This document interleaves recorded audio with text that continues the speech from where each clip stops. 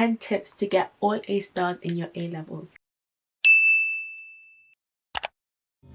Are you ready? Hi guys, my name is Ayanfe and I'm a third year medical student at the University of Cambridge. Make sure you like if you find the tips useful, comment and subscribe. Okay, so I will give in 10 main tips for getting all A stars in A level. I did mostly sciences and maths, but these tips are really helpful whatever subject you do. My number one tip is to set a goal. Go in with a goal, and this is good for anything in life, but especially in A levels, it's best to know what you're aiming for, and that kind of determines how much work you put into stuff. You've probably heard the quote, write the vision, make it plain. When you write something down, you make it plain to yourself in your mind, and you're basically telling yourself, this is what I'm aiming for. That's what I did when I was in A levels. I wrote down the grades I wanted, and I put them on my wall so I had something to always look at and to push towards. So my number one tip is to make a goal and make sure you write it somewhere. This could also be a vision board or putting a picture on the lock screen of your phone, anything that will help you keep the goal in mind.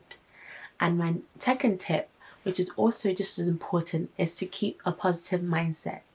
Now, there will be many difficulties of A levels. Trust me, I've been there. But the number one thing is to keep getting back up when you get knocked down. So this could be through positive affirmations, listening to inspiring speeches, but anything that will make sure that you have a positive mindset, a growth mindset that makes sure that you keep growing even though you might get a bad grade here and there, but you know that you can push forward and improve each time. Okay, next I'm going to tips about academics. And my number 3 tip is to keep the exam in mind.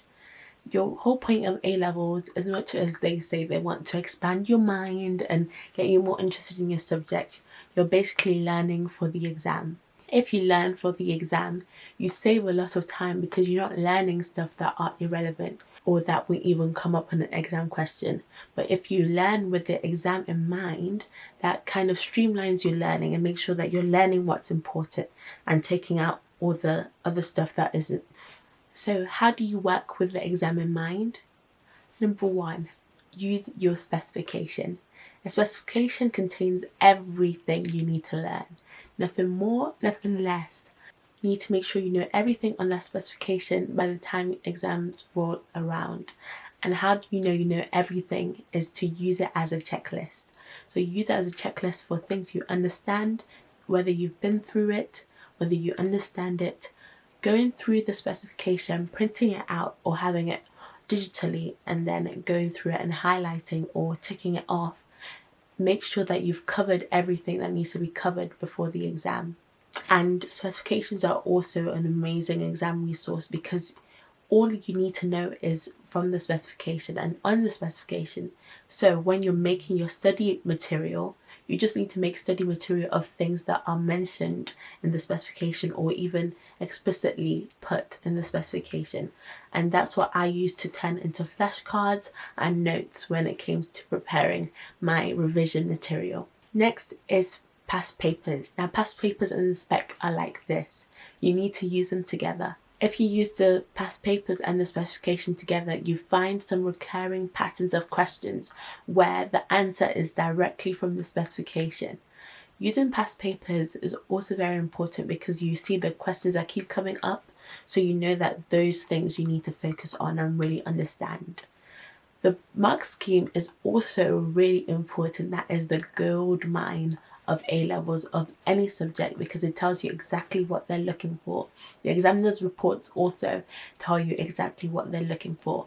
And how to use the mark scheme is to go through the mark scheme and make note of the points that they make. So for 4-mark question, they'll tell you the 4 points that they expect, or maybe 6 points, and then they'll give 4 marks out of that. So if you were to see that same question, you know the points that they need you to make, and that means you don't have to waffle and write like a whole half a page of answers hoping that the examiner will see something right. You know exactly what the examiner is looking for, and you can write that in 3 sentences and then move on, so you have more times for the other parts of the questions and the other parts of the exam. So my 6th tip is to find the subject you find the most easiest and get ahead of your class if you can.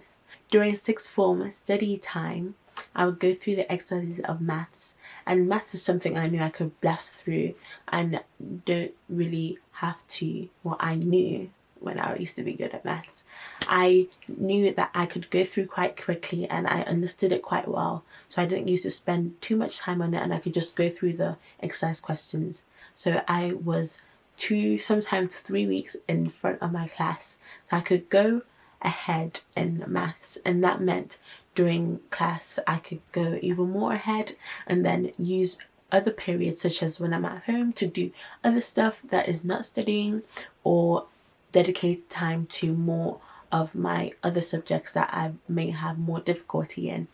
And this was especially helpful when I was doing my university applications, because balancing A levels and the BMAT was quite a hard task. But because I had already gone ahead in maths by quite a little bit, the time I would have used at home to do maths, I used it to revise for my BMAT and to write my personal statement and to prepare for interviews and all of that stuff. So ultimately, it just makes extra time for yourself if you work more efficiently. And yeah. My 7th tip is to practice, practice, practice. Now, as much as exams is about what you know, is also how fast you can write stuff down, or how fast you can solve a problem. So when it comes to essay writing subjects, it very much is whether you can write all your ideas down in time. And that comes with practice. So your hand can move quicker, muscle memory and all of that stuff. So yeah, if your hand moves quicker, you can write your ideas down faster, and then you can get more marks, hopefully. And in things like maths and science, it's kind of the same. In maths, if you do a certain type of problem 20 times, by the time you see it in exam, you'll be able to blast through it, even without using your brain power that much. But that comes with doing loads of past papers. And when you blast through these questions that you may have seen 100 times before, maybe not that much, but you've seen quite a few times before, and you can just go through them quite quickly, you can spend a lot of your brain power on the questions you've never seen before and that are more difficult. The practice also makes sure that you highlight your mistakes. So if you see the mistakes keep coming up, you can highlight that you keep making that mistake, and you can ultimately fix that issue. My 8th tip is to make condensed revision materials as you go along. And this is really helpful because it means you don't have to make your revision materials in a rush in Easter or later on. You just make them as you go along. And this could be writing a few flashcards each day, or making a page of notes each day. And as well as just having material there's also fresh in your mind, so you remember where the teacher made emphasis and make sure you write that down and emphasize it in your notes. Or don't understand that much and you can understand it right there, instead of waiting till you go back over all the information and have to think, oh, how do I explain this to myself? You can catch yourself where you lack understanding and rectify it right there, rather than saving it for a few months' time when you have to relearn the whole thing. And condensed notes are so helpful because when you're revised, you don't have to go through pages and pages of work. For example, these are the notebooks I use for biology A levels, and all the important stuff were in these notebooks. They were just full of diagrams, definitions, things I need to learn, and this is basically all I needed when it came to the exam.